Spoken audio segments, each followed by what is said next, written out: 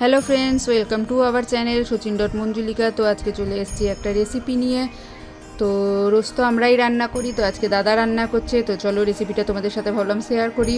তো এখন বানাবো ফ্রাইড রাইস। তো ফ্রাইড রাইসের জন্য সব সবজিগুলোকে ধুয়ে সব কেটে নেওয়া হচ্ছে। ক্যাপসিকাম, বিনস, গাজর সব কেটে নিয়েছে দাদা, এখন কেটে রেডি করে নিচ্ছে। আর এদিকে কাজু, কিশমিশ, আদা, রসুন, গোটা গরম মশলা সব কেটে নিয়েছে। আর এদিকে পেঁয়াজগুলো দেখো এরকমভাবে কেটেছে।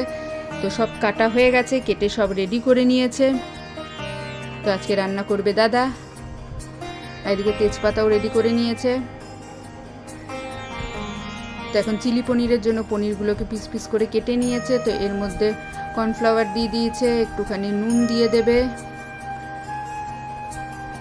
আর লঙ্কার গুঁড়ো যেটা ঝালটা থাকে সেটা দিয়ে সব নিয়ে একসাথে মিলিয়ে একটুখানি মেখে রেখে দেবে কিছুক্ষণ। নুনটা স্বাদ অনুযায়ী দেওয়া হবে। আর এদিকে ফ্রাইড রাইসের জন্য জল গরম করে ওর মধ্যে তেল, রিফাইন তেল, তেজপাতা, নুন সব দিয়ে দেওয়া হয়েছে, চালগুলোও দিয়ে দেওয়া হয়েছে। তো এখন ভাতটা রেডি হয়ে গেছে। আর এদিকে কড়াইয়ে তেল গরম হয়ে গেছে, গোটা গরম মশলা দিয়ে দেওয়া হয়েছে, কেটে রাখা সবজিগুলো সব দিয়ে দেওয়া হয়েছে। আর ওর মধ্যে ঘি দিয়ে দেওয়া হলো একটুখানি, আর স্বাদ অনুযায়ী একটুখানি নুন দিয়ে দেওয়া হলো। তো ভালো করে ওটাকে ভেজে নেওয়া হবে, সিদ্ধ করে একটুখানি ভেজে নেওয়া হবে, নিয়ে ভাতের মধ্যে দিয়ে দেওয়া হলো। দেখো সুন্দর লাগছে দেখতে। তো তোমাদেরও কেমন লাগছে কমেন্টে নিশ্চয়ই জানিয়ে। তো আমাদের ফ্রাইড রাইস রেডি হয়ে গেছে। তো আমরা আবার কড়াইয়ে তেল গরম করে ওর মধ্যে পনিরগুলোকে দিয়ে সব ভেজে নিচ্ছি।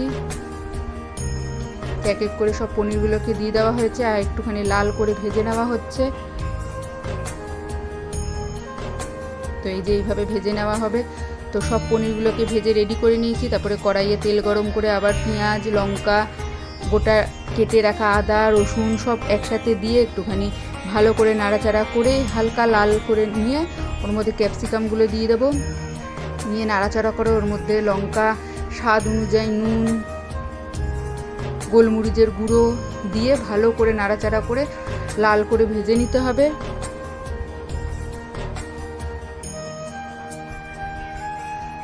আর একটুখানি চিনি দিয়ে দেওয়া হবে।